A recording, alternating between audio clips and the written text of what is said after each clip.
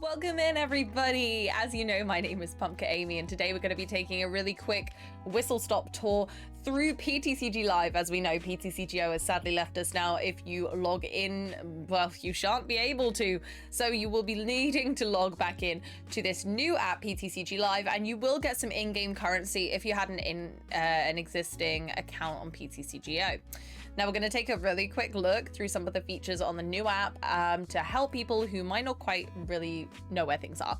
And it took me a really long time to understand what was going on here. So I'm going to start at the profile page. Obviously, this is where we can customize our character. You can look at your stats. That's your stats per play. You can also access your friend list here. Now, this is where all the challenges will come through from your friends. If you would like to play against non-random people from the internet, then you will need to add a friend online and you will be able to challenge them from this lovely screen here by clicking challenge friend. And you must have already selected the deck that you wish to play against them. This is one of the features that took me the longest to get to grips with. So if you go to your decks, you will be able to click on one that you like and then set active, and that will be your active deck for the standard format. That will be the deck that you will challenge your friends with, or on the general ranked ladder. The general ranked ladder will be accessed as long as you're on this tab at the top, not the casual one, where you will play standard, where it doesn't affect your ranking. However, if you'd like to gain some in-game currency, then the ranked ladder is what we're looking at. Now, as you can see, I mainly play against my friends. And sadly, when you play against your friends, you will not earn currency or go up on the ladder. You need to be on the ranked ladder for that. So I'm currently in Snubble rank, but you can see it goes all the way up. And whenever there's this lovely little icon here, you'll see that you get a larger reward than normal. So we get some accessories and some in-game currency there.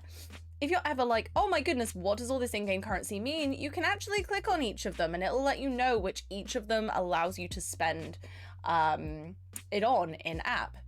So every time the ladder resets, you'll be bumped down a few stages and you can earn your way back up. So this is obviously the July 2023 ladder, and it is quite clear about when it ends, which is really nice on this one. The battle pass is slightly different. Now, this is its own flurry of rewards, which again only works if you're playing on the ranked ladder. You get points every time that you win, lose or draw a match, but you get more points for a win, obviously. You'll also have some quests. Mine reset very soon, as we can see. There'll be simple things like put a stadium into play or knock out 3 Pokemon. And you can click those rewards to instantly get in-game currency, packs, whatever the reward is of the day. Now, when we get to the different tiers, you can see very clearly, obviously, the rewards as well. Now, there is a premium battle pass. It allows you to unlock things faster. There are 2 different types. I do have the premium battle pass active. I find it a very good use of my resources because I find that generally it usually earns itself back. And this is when I play very minimally on the ranked ladder. No matter what, even if you don't have the premium rewards, you'll always be getting these basic ones. I just think it's definitely worth going for the premium because you end up kind of making your money back, if not more, even playing in a very casual setting. The shop is obvious, I would hope. You're able to view bundles with this button. You're able to see what sort of things you're able to buy, but you might be thinking, Amy, where are the accessories? My word. Now, yes, the current store in this faction only allows you to redeem your code cards from your booster packs and grab any sort of cardboard or digital cardboard. To be able to see and purchase new accessories, you strangely have to be on the profile section, and you're able to kind of go through these menus and directly choose and purchase things in this menu. So unfortunately, it's not abundantly clear, or it wasn't so to me, that you can purchase new accessories. You don't have to earn them on the ladder. Like, I got this really cute Stantler hat just from purchasing it in the store. So yes, if you go on the Battle Pass tab, obviously those are going to get you lots of rewards, but the shop isn't everything. You do have other things you can spend your in-game currency on. obviously your deck page is right here. Now, unlike TCGO, sadly you can't get a full deck view very easily, at least on the web app on your mobile phone. It's actually a little bit easier to see your deck, and whenever you'd like to see your card collection, you are going to need to edit your deck to be able to bring up that menu, which personally I find a bit counterintuitive. It's frustrating to have to go into a deck edit every single time I'd like to see what cards I own. However, to be able to purchase a card that I don't need is super easy in this app, and I do appreciate it. Now, one of the things that really struck me is, but I want an altar. I love the Blissey altar. It's so beautiful. You'll see if I click the bottom button here, it will actually show me all the different arts of them. And if it's like a different one, let's say I really want this Blissey instead, you can click it. You can see that I have 0 in deck, 0 are available because I don't have any, but I can exchange, and I can exchange my in-game credits for the Blissey that I would like. And then to add it to the deck, I would click the add button. And if I'd like to take that art out of my deck at any point, I'd click the minus. But you're gonna have to go back to that availability menu in order to change which art you'd like of the cards. And again, this is something that it took me a little while to figure out, but thankfully once you get the hang of it, it is super easy. So the final thing I'm going to talk about in regards to using the app today that I forgot a little bit, but I realized is actually a little bit of a complicated thing to find out. If you would like to change the accessories on your deck and how it looks to bring up this menu, you'll need to click on the current accessories that you have on the deck, which are hidden by me a little bit, but they're right here. And if I just click there, then you'll see that it brings up the menu. And again, I can spend my in-game currency on these accessories for my decks. Obviously, it's got some that I've imported, and even some that I've won, which I'm really surprised came over. Not all of our accessories have come over from PTCGO, which I'm really upset about. My Gorgai sleeves were some of my favorites, but generally speaking, I think the range they've got is really good, and it does update every now and again, and we get new designs. So it's really exciting to see what's coming soon. You can click across to sleeves and coins as well, and choose all of those for your deck. And to save your deck or the accessories, all you have to do is come out of the menu and it automatically saves for you. So that hopefully is nice and easy for everyone. Now we're going to do a really short segment on what happens in battle. So if you don't need this part, that is a-okay. Thank you for watching so far. I hope that you've enjoyed yourself. And if you have any other questions, please leave them in the comments. And I'm happy to do a follow-up video on things that aren't super intuitive in PTCGLive that might help others in the future.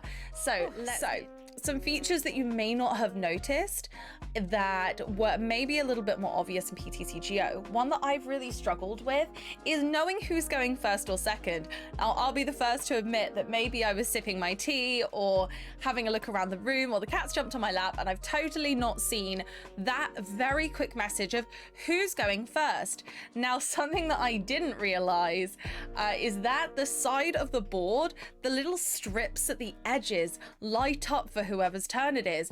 You see the kind of red chrome looking edges on just this side for me here, and then on the other side of the board we're gonna have to mulligan, so I'll have to wait for that, but you'll see it when the game begins after setup.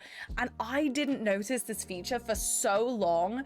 It's really subtle, but it does work in letting you know who's first and who's second. It's just a feature that I hadn't really noticed until one day I thought, oh my goodness, am I going first or is my opponent? So you'll see that their strip there has lit up a lovely yellow color, and then it will go back to red when it's not their turn and go to yellow when it's my turn on my side of the board. So that indicates that my opponent is going first.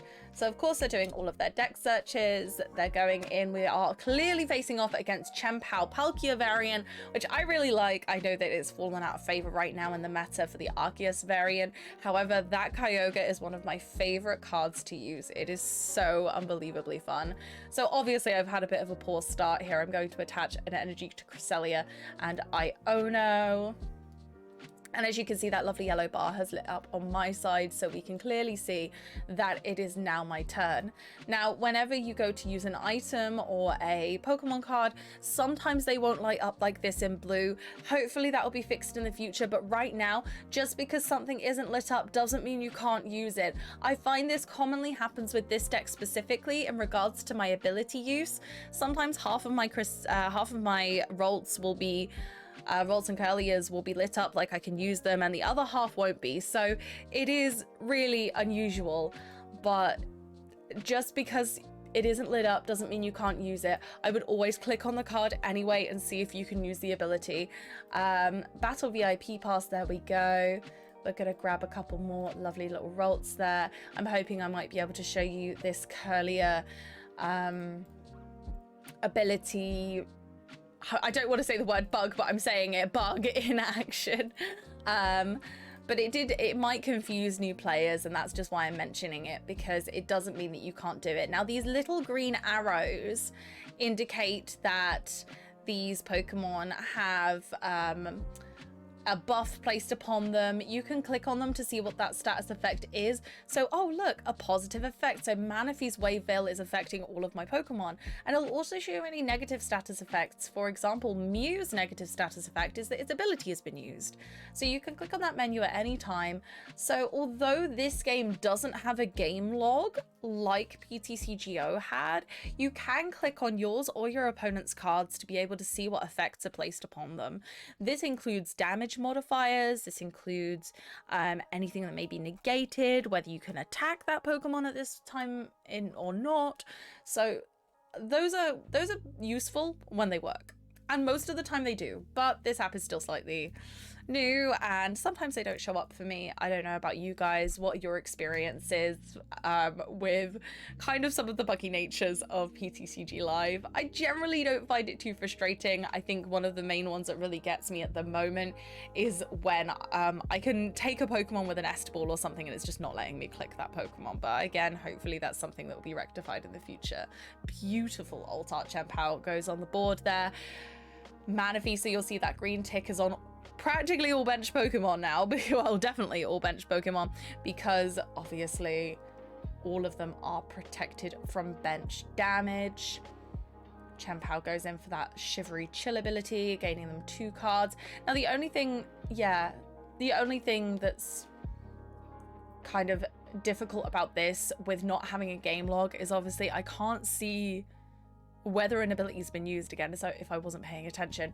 However, hopefully these markers give you an indication of what's happened. And again, if you need to see any attached cards to a Pokemon, you can scroll back through them after clicking on the Pokemon itself to bring them up a little bit larger. Thank you for joining us here on YouTube. If you'd like to join us on Twitch live every Monday and Friday with Pokemon TCG content, we're Pumpkin Amy over there as well, and we have lots of lovely friends for you to interact with and play.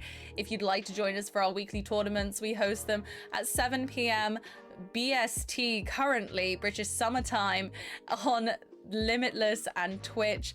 On Mondays we do standard, and on Fridays we actually start at 8 p.m. and we do an alternate format. So we do things like singleton formats, GLC if possible. We do all sorts of goodness. So if you'd like to come on over and join us, it'd be great to meet you. See you later, folks.